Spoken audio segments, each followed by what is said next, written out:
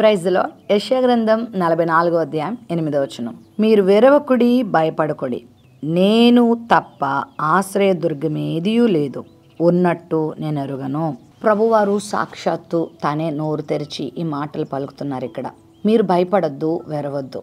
ఈ లోకయాత్రలో చాలా భయానకమైన పరిస్థితులు మనకు ఎదురవ్వచ్చు, భీతి కలిగించే పరిస్థితులు మనకు ఎదురవ్వచ్చు. అయితే నేను ఆశ్రయదుర్గంగా ఉన్నంత కాలము మీరు ఎవరికి భయపడాల్సిన అవసరం లేదు, దేనికి వెరవాల్సిన అవసరం లేదు. శ్రమ వెంబడి శ్రమ మనకు కలిగించడానికి అపవాది, శత్రువు విస్తృతమైన ప్రయత్నాలు చేస్తూనే ఉంటాడు. అయితే ఈ లోకంలో నీకు ఎదురయ్యే ఏ సమస్యకు కూడా నువ్వు బెదరొద్దు.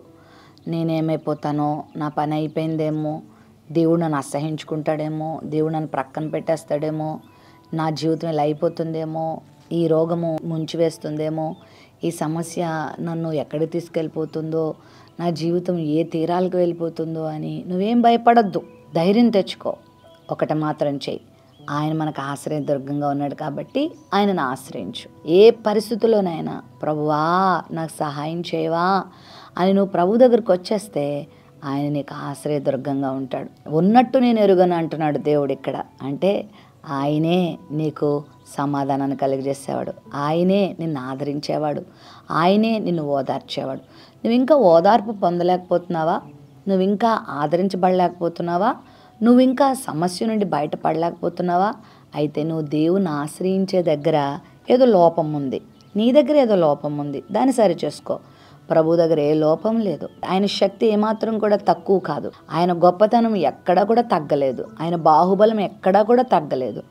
ఆయన పరాక్రమవంతుడు, గొప్పవాడు, భాగ్యవంతుడు. తను ఆశ్రయించు వారికి ఆయన మేలు చేసేవాడు. ఇప్పుడే ఈ వాక్యం వింటున్నప్పుడే నువ్వు ఆయన ఆశ్రయించు.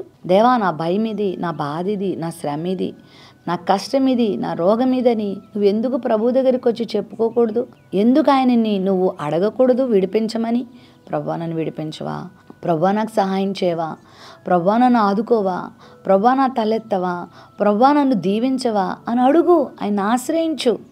తను ఆశ్రయించు వారికి ఆయన సమీపంగా ఉన్న దేవుడు, ఆదరించే దేవుడు, మేలు చేసే దేవుడు, తన చిత్తంలో నడిపించే దేవుడు. ఈ ఉదయకాల సమయంలో నువ్వు ఏ స్థితిలో ఉన్నావో నాకు తెలియదు, కానీ నీకు తెలుసు, దేవునికి తెలుసు.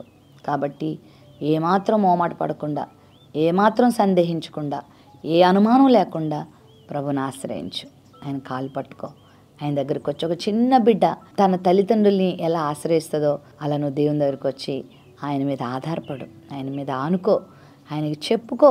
ఈ పరిస్థితి అంతా ఎరిగిన దేవుడు నేను ఖచ్చితంగా ఈ శోధన నుండి విడిపిస్తాడు, ఈ భయం నుండి విడిపిస్తాడు, ఆ పాపము నుండి విడిపిస్తాడు, ఆ వ్యసనము నుండి విడిపిస్తాడు, ఆ శ్రమ నుండి విడిపిస్తాడు. నీకు ధైర్యం ఇచ్చి ఆలోచన చెప్తాడు, నిన్ను నడిపిస్తాడు. ప్రేమ నమ్మకం కలిగిన మా తండ్రి, నీ బిడ్డలను జ్ఞాపకం చేసుకోండి. వెరవద్దు, భయపడద్దు, నేను మీకు ఆశ్రయదుర్గంగా ఉన్నానన్నావు.